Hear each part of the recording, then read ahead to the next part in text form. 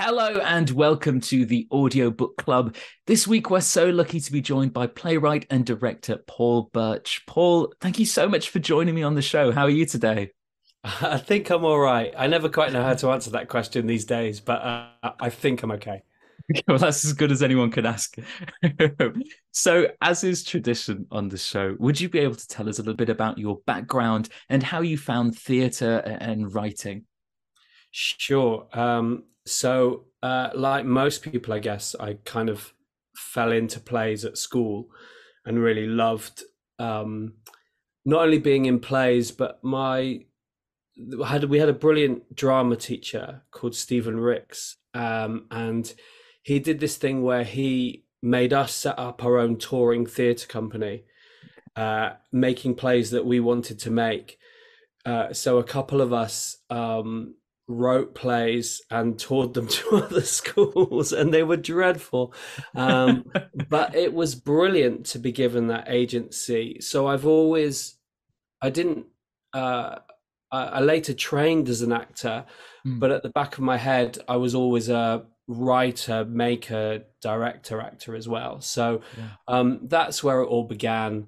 And then when I trained as an actor, I trained at a place called Bretton Hall, where people like the League of Extraordinary Gentlemen, Yeah. kind of League of Gentlemen, Yeah. getting my Sean Connery bad film Alan Moore comic mixed up with the comic series. No, the League of Gentlemen, the brilliant Mark Gatiss and so on, Yeah.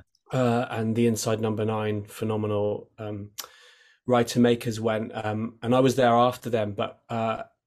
I think it was that kind of place where Yeah. you weren't just cast in scripts, but you were making your own work as well. So I then went and began to kind of enjoy that side of it. Began to write outside, largely in theatre, but also had this deep love of audio, Mm, and like Radio Four was always on.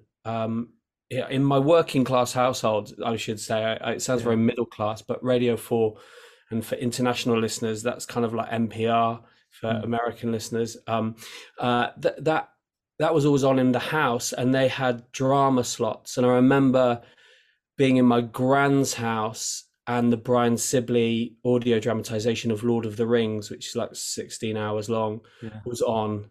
And I sort of loved suddenly that in the corner of the house, this magical world was unfolding, Yeah. and that I was a co-creator in it, that my imagination kind of would respond to the audio. So Yeah. when I was training as an actor, we had an opportunity to do a radio drama elective, and Mm. so I did that twice in my first and my second year, where we made radio dramas essentially.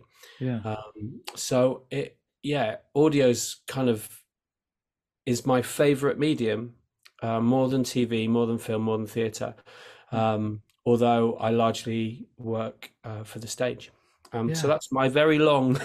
No, it is perfect. Yeah. That's that's fantastic. Do you find it as a writer, do you find working in audio quite freeing? Because obviously when you're writing for stage and or for other mediums, like screen and such, there's obviously you have to think about budget, you have to think about what you're putting on, you have to watch the costs. Whereas in audio, you can set a world that, with it just being audio based, you don't have to worry about what you're seeing. Do you find that freeing as a writer?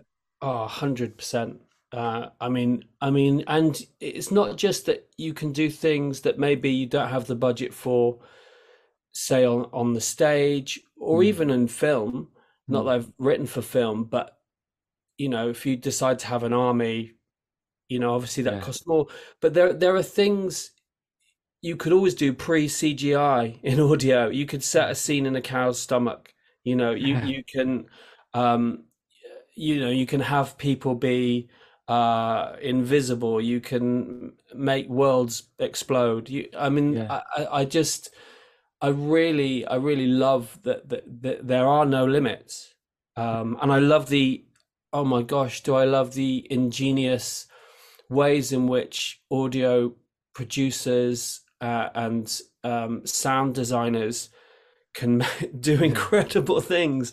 Yeah. And I recently, um, I watched The Sandman on Netflix, the Oh Neil yeah. Gaiman thing, which I really enjoyed. I thought it was terrific, but I much prefer Dirk Maggs's there's three now, isn't there? I haven't listened to the Yeah. third part, but I Yeah. think Dirk Maggs' work and his team, Yeah. it's just incredible, and that is yeah, what a joyous Yeah. kind of uh medium where all these different artists can co-create and create Mm. incredible things. Yeah. Yeah, absolutely. I think as an audience, as a listener, as an audience member, what you get from audio, as you said at the start, with it's just your imagination. You feel like you're a co-creator. You feel like you're a part of it. And I think with, like, especially if you're listening with headphones or something, it can be so intimate, can't it, as an audience, much more than just watching something. Although obviously watching something's great as well, but it's just that more sort of personal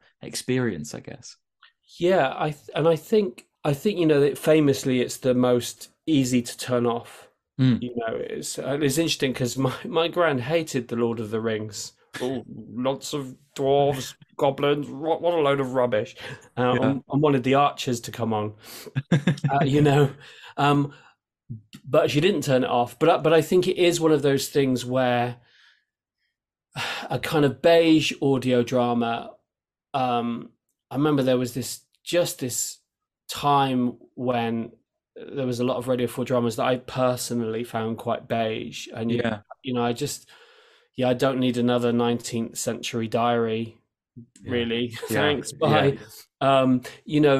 Where people were being quite unambitious, I Mm. suppose, or quite dull and narrow in some of those dramas that particularly I think were on Radio 4 for a bit. And I do think Mm. that's changed. But I think because you can turn the dramas off so easily, Yeah. um, that's one danger. But Mm. oh my goodness, if you create something that's fantastic, it stays with you. So I Yeah. remember Louis de Bernier wrote his version of Undermilk Wood, Mm. called Sunday Morning at the Center of the World, and it was done as a Radio 4 drama with Roy Marsden, I think, was the narrator. And it's basically an urban version of Undermilk Wood set in Earlsfield in London, where he lived. Um, and it just, Dylan Thomas calls Undermilk Wood a play for voices, and this is another play for voices, and these extraordinary voices and characters leapt out of my earphones into my head and then would not leave me alone. Yeah. Um, and I can still hear it. I can still hear it in my head, and it's 20 years later, and Yeah. I've got the script, but those, the voices of the dead in that Death Wish Debbie, they're all in Yeah. my head now. They weren't they, and I just think it's beyond immersive, I would Mm. say. When it's done right and well and it connects with an audience member, it's not only immersive in the moment, but it Mm. haunts you in a brilliant way. Yeah, no, I couldn't agree more. I couldn't agree more. I have many experiences just like that where something stays with you. Strangely enough, I don't know if it is strange or not, but Radio for comedy, like the comedy dramas that they put on, they always stay with me. It's my favorite way to unwind. Now, innovating a project created, I believe, by Kate Valentine and written by yourself about York's coaching inns. Could you tell us a little more about this project and your experience writing it? Oh, thanks. Yeah, and that's all available for free. There's an Yeah, innovating website. And maybe put a link in the show notes, absolutely. Yeah. where you can just hear them. Yeah. So Kate Valentine, the director and audio producer, just she was recommended me as a writer, Mm. and she was wanting to. I live in York, and Yeah. York's got a brilliant multi-layered history, Yeah. but it's also on the Great North Road, which is this famous road from London through to Edinburgh, Yeah. which was the main artery of Britain in the Regency period, and well, a bit longer than that, in Mm. fact. And she had this idea that we would create in the inns of York that still exist, those staging posts that still exist in York, that we would create an audio drama that people could go into the pub and have a pint and listen to the audio drama in the pub. That was the original idea. Or even walk the route with headphones, and then using geolocation stuff, it would trigger moments from the scene. And that we would do this with one of the brilliant parts of the project is we would team up with local historians and local community members and community theatre makers, and we would devise it, and then I would script it, and that's what we did. And spoiler, little bit of spoiler, but still listen to it. Body snatching was a big deal in York, and there is an element of body snatching in the coaching inns and trafficking dead bodies via the coaches. So I thought that's too good to miss. Of all the research that came out, I thought I'd love to write that. And so we devised it, and with the help of local historians who then really helped me with details, getting the details right. And I had this wonderful resource where I could say, for example, how many horses did this inn stable in 1830, and then they would go, and then they would either find out or say, we think it's probably this number. So I had this amazing, I love working with historians on projects and getting their wisdom, because they often have details that just can absolutely make a story come to life. So we created this, but we discovered that it wasn't easy to have that walk around tour experience, because people could get run over walking over roads, and it's also about how you listen. So there's a difference between walking around and listening, and what the drama might need to be to sustain that, than sitting down and listening. So, and then we found that there's these really evocative inns with, it's the wood is the same, and the furniture, like all ancient fireplaces, and it's a really brilliant place, but they do play Simply Red all the time. So you can't even with headphones, you don't have a blank canvas in which to listen. And so what we ended up doing was just creating a drama that wherever you are, you can listen. So you can still go to those places, and we've beer mats with a QR code which takes you to the audio drama. So you can, by all means, sit in a pub and have a drink, but you can just as easily listen wherever you are and be taken into that world. And her and Matteo Falco, the sound designer, and the team have created, I think, very immersive worlds. But it was done, the recording was done very quickly. We built a radio studio in the city centre library, nice. And while people were going in to get their books, and we recorded the whole drama over the course of a day, after we'd rehearsed it, and other bits were recorded prior. Some of the monologues were recorded prior in another studio, but the community cast coming together in the library and recording, and it was just a brilliant final day of recording. And I'm in it also, wheeling out some voices, but I was full of hay fever, so my nose was blocked. So I was thinking, this is the worst timing to do voices when I can't.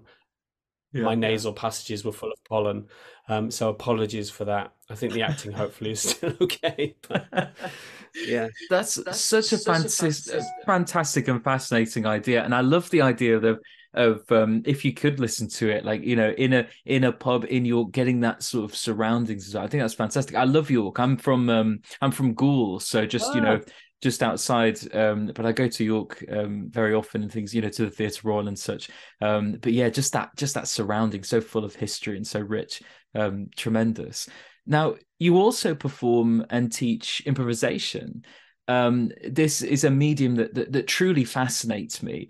After seeing my first improv show down south early this summer, I became sort of obsessed with it. Right. And I think it can be such a true pleasure for an audience. How did you how did you get started in improvisation? Well, that was also at my school, and I went to a terrible school. Like it was special measures, and Oh like yeah. it was a really bad school. But there were some brilliant teachers, and this is the 1980s, and Whose Line Is It Anyway was on the British version, Yeah. which interestingly started on radio. It started on radio before it was on TV, and so Tony Slattery and originally it was people like Stephen Fry and Josie Lawrence, and then later we imported brilliant Americans and Canadians like Greg Proops and Mike McShane and Ryan Stiles and Colin Mockery, and so I grew up with that. So we made our own in school, Yeah. and I did a little bit when I trained, and then just did stuff every so often, a very Whose Line Is It Anyway type way.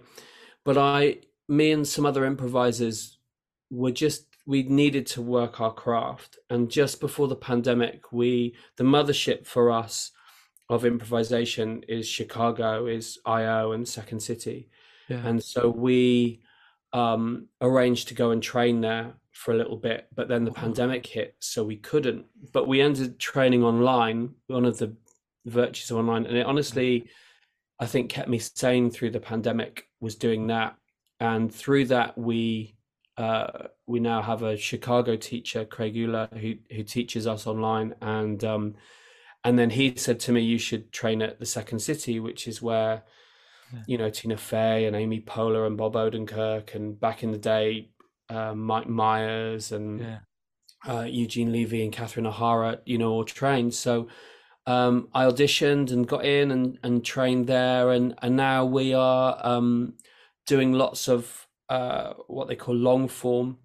So Whose Line Is It Anyway is short form comedic improvisation, which is quite game based. You know, you play the alphabet game or you play this game, and long form is much more about scenes and relationships and storytelling, and can be funny, doesn't have to be. So one of the things we did recently in terms of getting back to books and audiobooks was we took the structure of Kate Atkinson's Behind the Scenes at the Museum, which was the book that launched, was our big city read. So the City Centre Library bought hundreds of copies of that book, and anyone in the city could go and have that book for free, their own copy.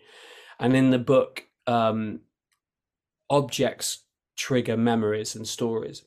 So we invited a guest monologist who wasn't a performer to talk about stories, objects from his life that had meaning to him. And then we used those stories, which we hadn't heard, to improvise scenes based on those stories. And so we're doing lots of improv experiments, some of which are joyful and fun, and some of which are a bit more serious. And we're just, But I think it's improvisation, the training at Second City and IO and an incredible place to train, taught me what makes a good scene. So one of the things that you learn is about platforming a scene. So what's sometimes called the who, what, where.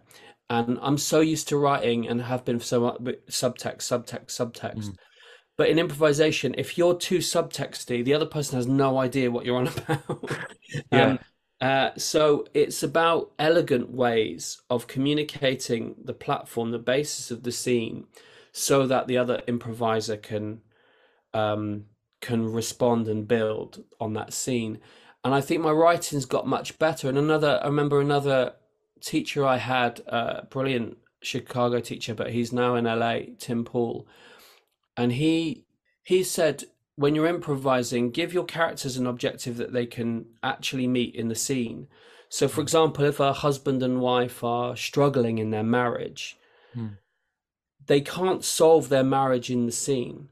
But you could go, okay, if the husband just wants his wife to kiss him for the, because that's the goal of the scene. So it is about them saving their marriage, but in terms of the scene, you've got a very simple, achievable goal within a scene, and that gives. Too often, scenes are kind of placeholders for action. It's all about what they're going to do later on, or it's all about the past. It's not about what is happening between the two characters now. So you can get quite passive scenes, and you see it all the time in drama. It's a scene which is not about the two people, but about the people that the two people are talking about who aren't Yeah. in the scene. You go, well, I'd rather see the scene with the person that they're talking about. So it's improvisation is really one of the things it's done is made me a better Yeah. storyteller and writer. Yeah, wow. That's it's so much. This is why I love there's just so much that you don't think about as an audience member that's going on. And it's truly fascinating. Before you're about to perform an improv show, is there like a specific process to get you warmed up? Like, how do you get yourself into the zone in order to explore and create fresh ideas like on the spot? The natural thing, improvisation, I think, is particularly hard for writers because writers foresee story, Yeah.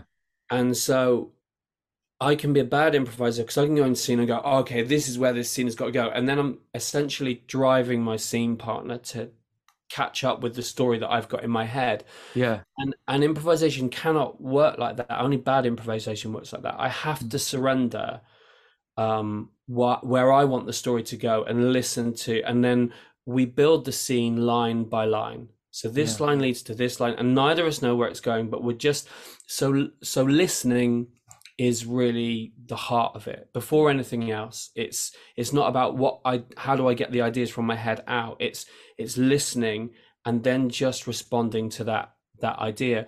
So we do lots of different warm-ups, but one might be we might do a scene in which I use the dialogue of the previous line in my next line.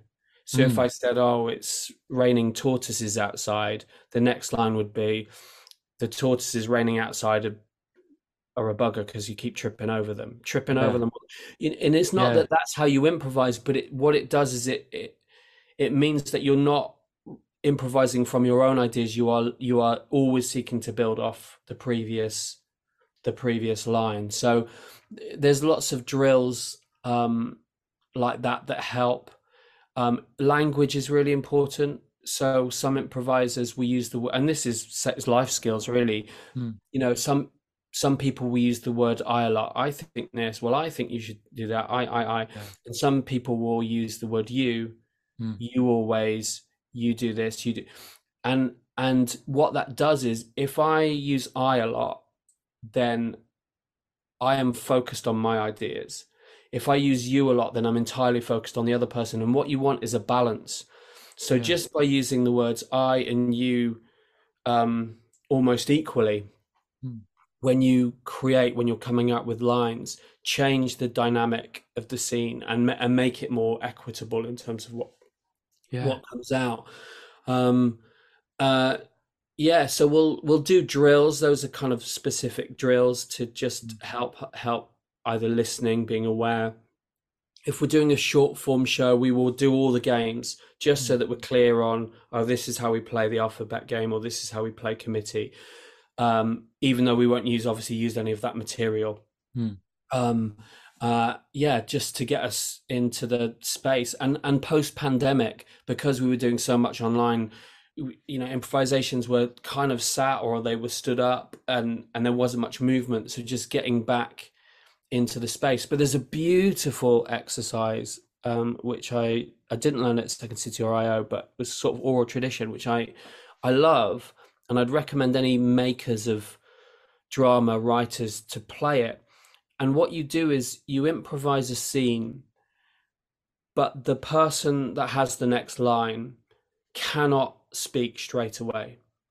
What they have to do is they have to surf the silence between the line, but the silence has to be filled with something. Often it's the emotion of the previous line. So if there's tension, it's easy, right? You have you have that silence which is incredibly tense and stressed, but it could be joyful. It could be, you know, baking a cake together, and the joy of, oh, this cake is delicious. And instead of just talking about the cake is delicious, you take a moment in the silence to fill that silence with joy. And you just play that a lot, and it releases physicality. You use fewer words. It has more emotion. And I do think in all drama, but obviously in audio drama, silence speaks louder than words, and Yeah. how silence is used, and you can build that into scripts, and directors and actors can build it into scripts where there aren't, and audiobook Yeah. narrators obviously choose Yeah. where those silences go.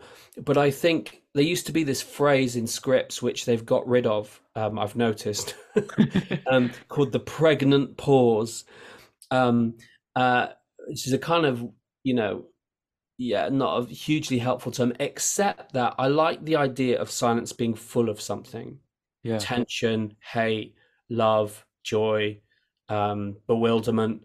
Yeah. Silence isn't just a gap between the actual drama. It is the drama. Yeah. And I think as I grow and develop as a writer and storyteller, using silence more and more, and in varied ways, because obviously Mm. the playwright Harold Pinter is famous for the Pinter pause, Mm. and using pauses in his work, but largely they're tension based. But I think there's so many other ways in which silence can be used, to speak. Yeah, I think you're absolutely right. It's so, yeah, as an audience member, and it does speak louder than words. And yeah, absolutely right. Another project of yours that I'm fascinated with and would love to know more about is Getting Better, the fight for the NHS, with performers like Rod Gilbert, Neve McIntosh, Mark Gatiss, Patterson Joseph, to name but a few. I'd love to know how you became involved in that project and how your process changes when working with other writers. Yeah, so I mean that was a huge epic project, and it's a really, not only is it brilliant, but it's important. Um, um, and again, for international listeners, the NHS is our health service, and we've the birth of it really was after the Second World War, and a Labour politician, a left-wing politician called Aneurin Bevan, Mm. and others pushed for the creation of a health service that provided free healthcare.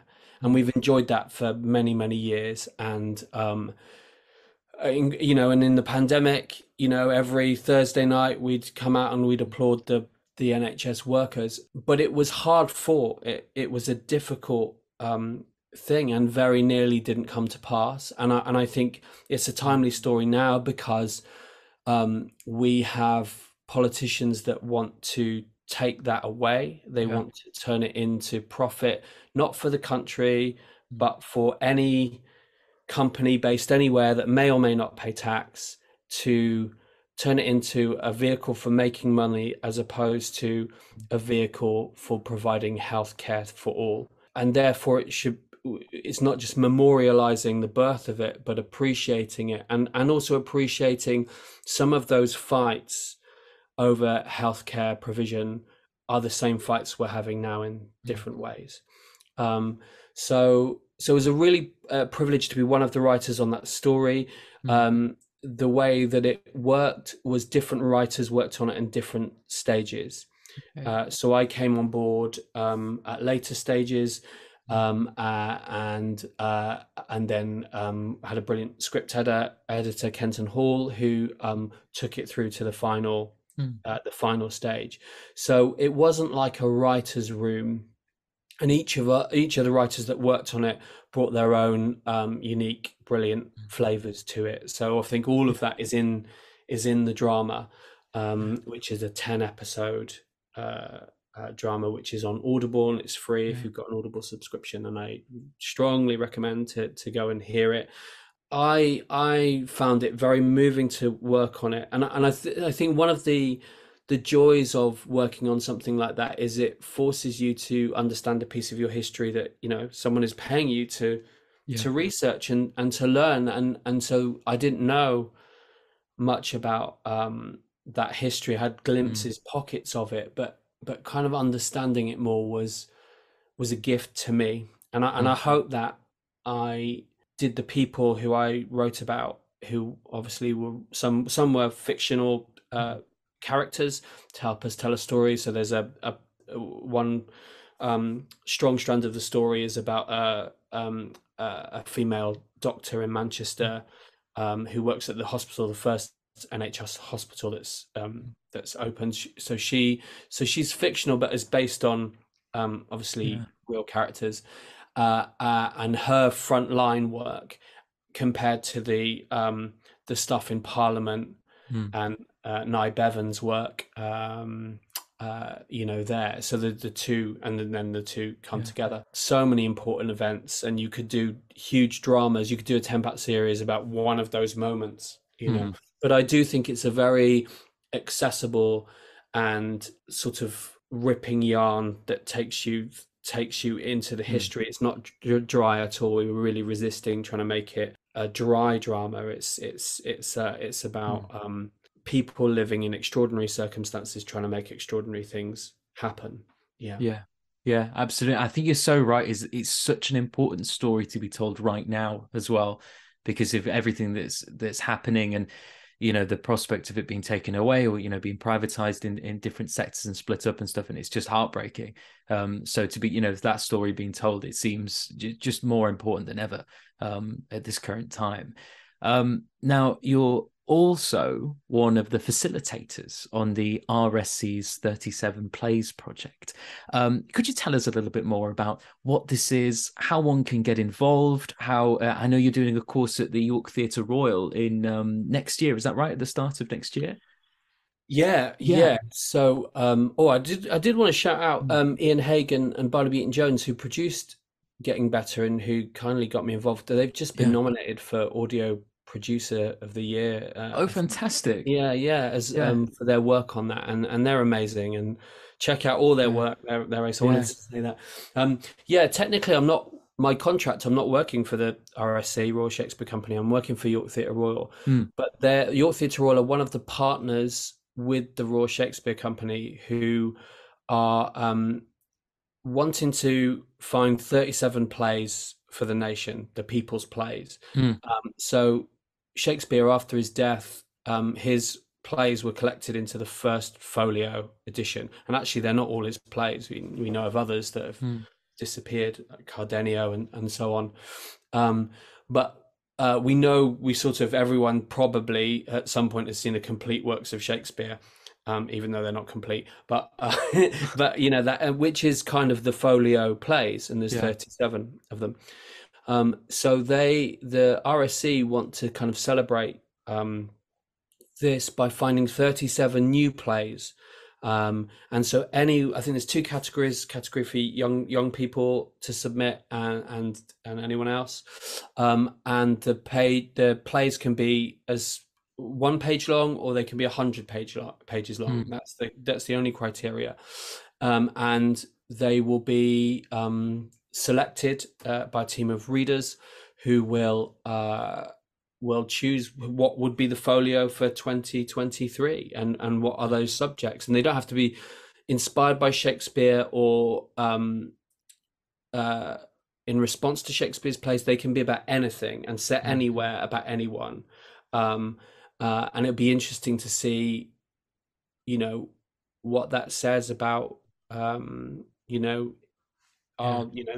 the UK in 2023. What are those concerns and issues? Yeah. So my job is to teach playwriting to local people in York. So they sign up and they do 10 weeks, and then they'll submit something for 37 plays. So yeah, Yeah. I'm teaching that, so it's a joy. So I look forward to finding out what those 37 plays are and what they look like. And if you just go to, I think 37plays.co.uk, I think is the one, you can find out more there. But the brief is very loose, so if you're an experienced writer, send something. If you've never written, all you have to do is write a page, and send that. You can send it in, and you'll get for some feedback. I think the deadline is the end of January for the Fantastic. submission. Yeah, fantastic. I must confess, I have a little bit of an invested interest in your 10-week course. I'm signed up on it. So in January. Yeah. Oh, yeah, great. So we're doing round 2. So you'll be in round 2. Yeah. Oh, fantastic. That'll be really, great. Yeah, and the one that we're doing currently, has again a range of very different people that are prose writers that have never written plays before, Yeah. um, actors, a really experienced screenwriter, someone that's kind of going, oh, I thought I'd just give it a go. Yeah. So we have this range. But I think one of the good things is that whilst we might not all identify as writers, we do all love stories, and Yeah. we, at some level, to a greater or lesser degree of technicality, we understand story, Yeah. and so I'm loving just hearing what people are coming out with, and the stories that they're telling or want to tell, Mm. which are all very different, and that's a joy for me. Yeah. Well, fantastic. Well, I cannot wait. I'm so looking forward to it, and meeting more, meeting new people, and yeah, it's going to be great. I would love to chat with you about your writing process, if that's okay. Are you a person who benefits from like a strict routine? Are you writing every day, or as these sort of ideas flourish? Could you tell us how you structure your work, like once you get that initial idea?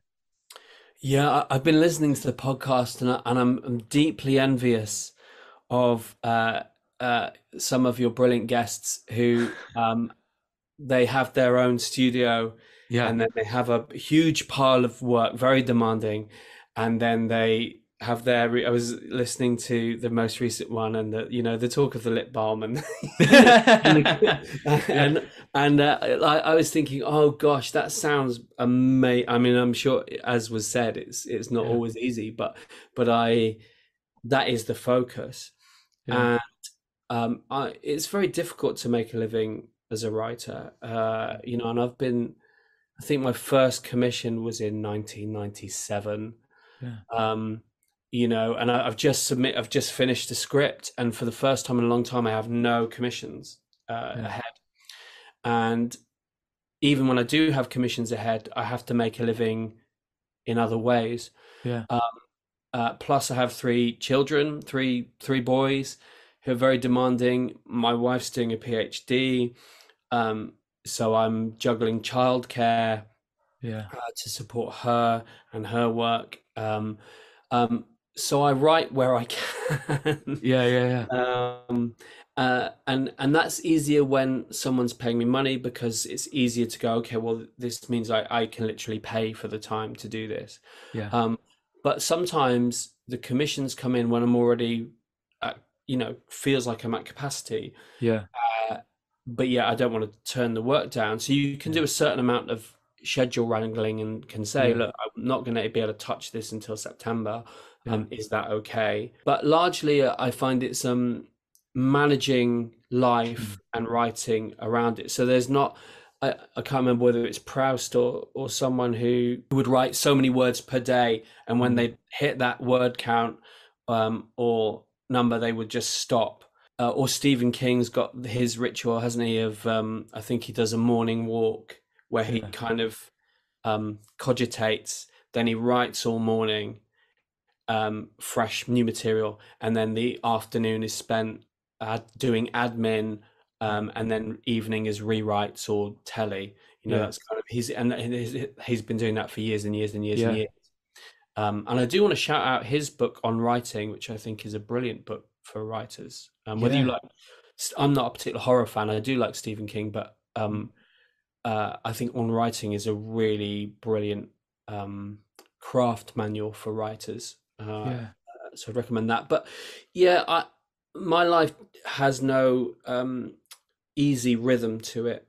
Mm. So 1 minute I was running a drama workshop for 50 year nines based around Animal Farm the other day. Nice. Yesterday, I was teaching playwriting at one of the universities in York. This morning, I'm talking to you, and then I'm going to teach improv this afternoon for a charity called Converge, who run courses for people with lived experience of mental illness. So that's this Mm. afternoon. Tomorrow morning, I'm teaching other university students at the other university about ensemble Mm. and creating an ensemble. So yeah, the writing can be I could be doing it at 2 in the morning, or I could be doing it at 9 in the morning. But I do think with Stephen King, I would agree that there's two kinds of writing. One is sat at your desk, bum on seat, Mm. typing, um, or writing in longhand on a notebook. Mm. And the other is you're in the shower and you're playing with ideas, or you're going for a walk and you're playing with ideas. And I think that second type of writing is what I do most of the Mm. time.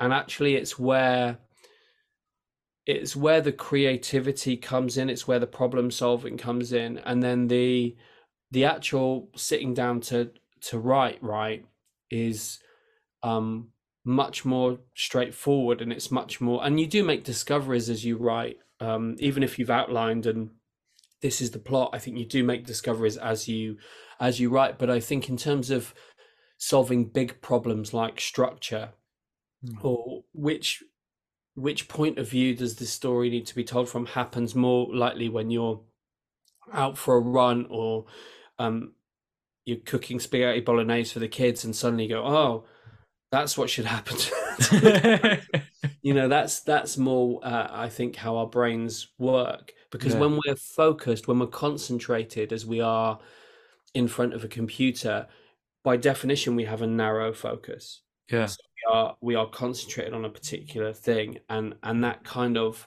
wider creativity and deeper insight, left Mm. field thinking, happens Yeah. absolutely away from the screen. And I think as I more and more, and particularly when I've said had a lot of writing on, I've had to force myself to, instead of going, oh, I'm not spending an hour at the computer, Mm. go, I'm going to tidy a cupboard, because that is going to help me write more, by tidying the cupboard, switch it, and then the answers will Yeah. come, and trusting that more.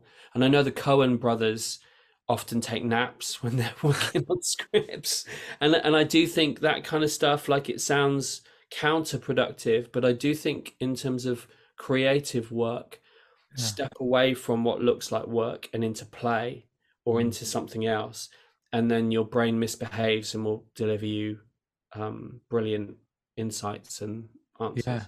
Yeah, absolutely. I find it so fascinating, the idea of like the writer's prism, like looking through that prism of, as a writer, and then using that when, life gets challenging and there's obstacles thrown in your way in real life, you can sort of see it as a story almost in your head. Like I was listening to David Sedaris talk about that, and how, when challenging things arose in his life, he was able to almost see it from a sort of out of body experience of the whole story. With just, it's his life is the narrative, and then he sort of uses that for to impact positively his mental health, and things like that. And I wondered if you had sort of, if that resonated with you at all, that using, if challenging things arise in your life, do you find it a positive experience to put it out there on the page and sort of get it out that way? Yeah, I do think there's a catharsis there. Sometimes it's you don't intend to, Mm. and I've written work which is about two characters, and I've just seen it as the two characters, and then someone who knows me well will say, "Well, that's that," Yeah. and you go, "Oh my Yeah. gosh, yeah, Yeah. it is." Um, so I do think that's positive. I think there's a risk. There's a fine line between, I mean, I think writing is therapeutic, but it isn't therapy. And speaking Mm. as someone that struggles with depression and that is in therapy, I really recommend therapy. Mm. Like, do write by all means, but Yeah. don't make that your therapy. Yeah. It could be part of, it could be therapeutic. It can lift mood, and it can do lots of things, but don't confuse the two. And Yes. I just say that for any art form. Um, but I think everything you write, you are putting a little piece of yourself into it. And I've seen things where, like, I was very disturbed. I went to an improv festival recently, and there was a piece that was done, and it was a brilliant improviser, Mm. and they essentially improvised around their trauma. Okay. Um, and it really moved them, and it moved lots of the audience. But I was troubled by it because I don't think it seemed to be helping the performer, and it didn't give the audience permission. We had no idea that that's what we were about to see, and then suddenly late at night we're confronted with this stuff, and I kind of thought, I'm not sure. To me, I think it came from a good place, in the sense of it came with honest and good intentions, but I think I'm not sure how helpful it was Yeah. for the performer, and certainly for the two people I was with when we saw it. So I think we have to be careful about. I love Twilight Zone. I'm rewatching all the old Twilight Zones, and there was a recent remake, not remake, but a brilliant series made by Jordan Peele in 2019 and 2021, I think. And there's a great episode, I think it's the opening episode of the 2019 series, called The Comedian. And in the premise is, the comedian is doing his routines and people don't really care. He's sort of mid successful. And then he starts mentioning bits of his life, and suddenly the audience light up, and he realizes the more of his life he puts into his act, the more successful he'll be. But what also happens, because it's the Twilight Zone, is anyone he mentions in his life then gets eradicated. Yeah. They get burnt out. So then he realizes he can remove unhelpful, toxic people from his life by so he becomes a hate comedian, and he starts, doing that. But then in his desire for success, he realizes he's actually putting people that he loves in jeopardy. And it's a brilliant parable about how much of your self do you put into your art, and is your art more important than your mental health, than your life, or is your art a vehicle to address that? And there isn't one clear answer to that, but I do think it's wiser to not put your mental health, the stakes of your mental health, into your art. I think it can be a brilliant aid and a brilliant thing, but it is no placement for genuine help, and I'd encourage people to seek help where they need it. That said, some of the best drama and things that have really spoken to me have come from a deeply personal place, and ultimately there's brilliant book on playwriting by Stephen Jeffries, which is called Playwriting. And he says this about drama: there's two big questions. What happens next, and why do we care? And I think the why do we care, often we obsess, and a lot of Hollywood screenwriting is about, okay, you have an inciting incident, you have a hook, you have a climax, you have, this has to happen in Act 2. This is the structure. And that's great, but it tends to be event based, right? This happens, then this happens, then this happens. The why do we care, the emotional journey of the characters, is more important. So I love when people are honest about their emotional experiences, or they use their emotional experiences to tell emotional stories that resonate. Like recently, the TV show, which was a stage play originally, a one-woman show, Fleabag. Oh yeah. The story, is about a woman who's trying to get enough money to run a cafe and have a love life, and hopefully have some kind of better relationship with her friends and family. That's on the surface, but that's not what it's about. It's about grief, and it's about why she makes terrible life choices, which are very funny, obviously, in the show. Why she makes terrible life choices, because she hasn't dealt with grief. And that's the power of it. So it's very funny, and it's brilliantly acted. But the emotional story, the why do we care underneath Fleabag, is really profound. So I really love and appreciate stories that have honest emotional content, basically. Even if what the trappings of that are, kind of event, genre, all of those kind of things.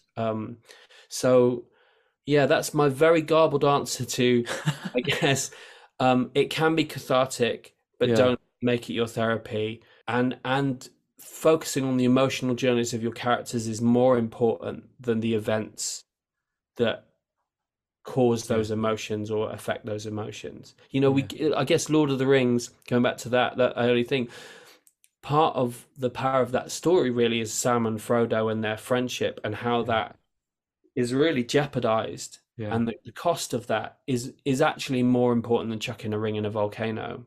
Yes. Yes. Absolutely. I think, do you know, mentioning Fleabag, there was a part that really stuck with me, and I'm not sure.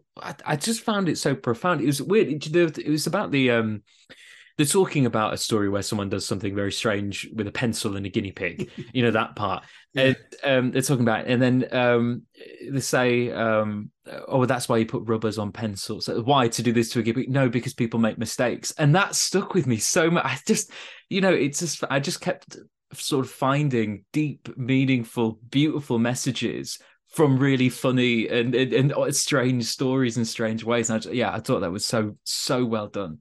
Yeah, I mean, I one of my things that I do is I teach comedy Mm. at universities, and I love comedy. I have a deep love of comedy, and as part of the reason to train at Second City and all of that. Yeah. But there's a great quote by Peter Ustinov, who is my sorry David Suchet, Kenneth Branagh, but I grew up with Peter Ustinov as Poirot. Yeah. Um, Even though he was in some really bad Poirot's where it's kind of set in the 80s, and you're going, "Oh, okay." But he was a brilliant man, very smart, spoke multiple languages, this kind of brilliant genius figure. And he said, and I'm going to paraphrase, but it's still good. He said, being funny is just another way of being serious. Mm. In other words, that underneath the jokes, there is something serious happening. Yeah. And you can see that with, say, racist jokes, where the serious thing under the so-called funny thing is, I'm going to attack another Yeah. human being because of race. Mm. Um, or it could be like the Fleabag thing, where you go, this is a way of us Mm. collectively acknowledging that we all go from screw up to screw up, Mm. in a kind of fantastic way. So Yeah. I think, scratch a joke a little bit, and you'll discover the serious thing underneath. And there's the drama faces. If you look at ancient Greeks, and there's those two Mm. drama faces, one happy, one sad, tragedy or comedy. And if you Google images of those, they're often separate, right? One is in Yeah. front of the other. But I like the images where they're actually melded, Mm. and Mm. actually,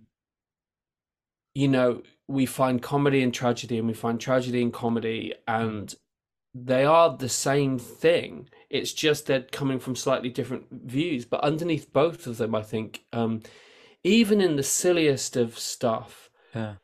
there is a serious heart. And I love that. And I really love comedy that is explicit, like Fleabag, that is Yeah. explicitly teaching us something or affirming something that underneath the jokes. Yeah. Yeah. Absolutely. I think you're absolutely right. I have one final question, if that's okay.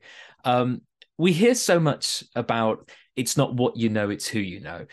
For those who may be looking for more experience in the theatre industry, specifically in the production of plays, like getting plays on the stage, meeting people who do that, or meeting people who have done that, or also want to, like-minded individuals. Um, how can one go about connecting with these like-minded individuals? Have you got any advice on networking within, the theatre community? Well, I'm terrible at it. I find it deeply uncomfortable. Like, I Yeah. really like people, but I get intimidated really easily. I don't enjoy parties where I don't know people. I Yeah. find it all awkward. Um, I I come from a place that didn't really understand drama. Like, Mm. my roots are not. Amazingly, I went to the school that I went to, and had good drama teachers, because I Yeah. don't know where I would be if I hadn't encountered that. But largely the culture at large was not, it it wasn't connected, there weren't contacts, it wasn't, it's been hard, honestly, Mm. to get anything made. But what I'd encourage people to do is, even if they're like me and they feel scared and awkward, and is do stuff afraid.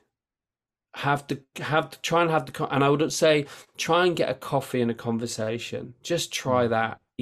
Don't settle for sending a CV and a headshot in. Yeah. Um, don't settle for just sending an invite. Try and get a face to face, and that may or may not work. But I think it is about making personal contact. Yeah. I think the plus side, when I was coming out, when I finished actor training, there were a set of institutions like the National and the RSC, Mm.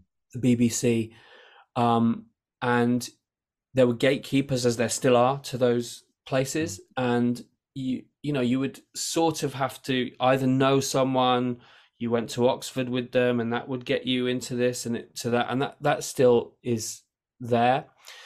But I think the great thing now is we're in a culture where you can make work and broadcast it easily. Mm. So I would make the work that you want to make. Now, in England, it's largely been, in UK rather, it's been about going up to Edinburgh and getting spotted at Edinburgh, and I think you can do that. But you can also, you can make your own audio drama. You can make your YouTube show. You can go and create a play, on a low budget, and then film it and send it somewhere, put it on a website. So I think that's the good thing now, is actually, and I think commissioners have been more open to looking out what's already out there and seeing what people are doing, and rather than auditioning people or you sending in a script, is just seeing that work already in the world. And work does tend to breed work. Yeah. So my two bits of advice are: get a face-to-face coffee and just make the stuff that you want to make, and try and lever that in terms of getting seen, and hopefully, I mean, Kate, I met with Kate, who hired me for the Innovating project, because I had a show that I was doing that happened to be set in the Georgian period, the same period, a little bit earlier, and she could come and see that show, and then she knew that I could write Regency dialogue. Mm. Could literally say, okay, half the work is done, because this person can write, you can write in this language in exactly the kind of the era that I want. I don't need to worry about that. Yeah. So and that was a show, it was called Voices of Reason, and I had been wanting to write and make that for 3 years. Nice. And I eventually got the means to make it, and we made it on a shoestring. But I got it out there, and that got me innovating. And I'm hoping that innovating, people will go to the site, and then maybe they'll drop me a line and say, Paul, could you write this? So make the stuff that you want to make, get a face-to-face coffee, and do it all, as with me, terribly afraid. No, I get it. I resonate with that so much. I'm exactly the same. But yeah, some fantastic advice there. Thank you so much. Just before we finish off, is there anywhere? Obviously, I'll post the links to everything that we've mentioned in the show notes, and links to where people can listen to the audio dramas and things like that. But is there anywhere specifically that you'd like to direct people to go check out? Yeah, I mean, do check out my website. That tells you a little bit about me, and there's some nice photos on there. But you can also listen to a couple of things, and that's kind of the hub for me, I suppose. And I'm on Twitter and Instagram, but I'm not sure again, this world, whether I need 8 billion followers or not, or whether that will help. But I'm on there if you want to say hi. That's kind of it, really. Do go to Audible, though, if you're your Audible subscriber. and have a listen to Getting Better. And also, I had great fun during the pandemic writing not an adaptation of Baron Munchausen, but a modern reworking of it, where what are the fantastic stories of our time now? Yeah. And there's 12, there's two series, 6 episodes, they're half hour, they're comedy. Richard O'Brien is Baron Munchausen, and Sophie Aldred is the sort of companion used to adopt. So and they do terrific work, and that's Getting Better is about a very serious thing, and Baron Munchausen is about joy. So those are the things to check out, I guess. Fantastic. Well, that just about does it for this episode of the Audiobook Club. All relevant links to social media accounts and the shows mentioned will be available in the show notes. Paul, thank you so much for joining me on the show. It's been such a pleasure to chat with you. Oh, it's been joyous. Thank you very, very much. I've really enjoyed it. I was a bit nervous about this as well, and you put me at my ease. And I've really enjoyed listening to the other episodes, and I really look forward to hearing future guests.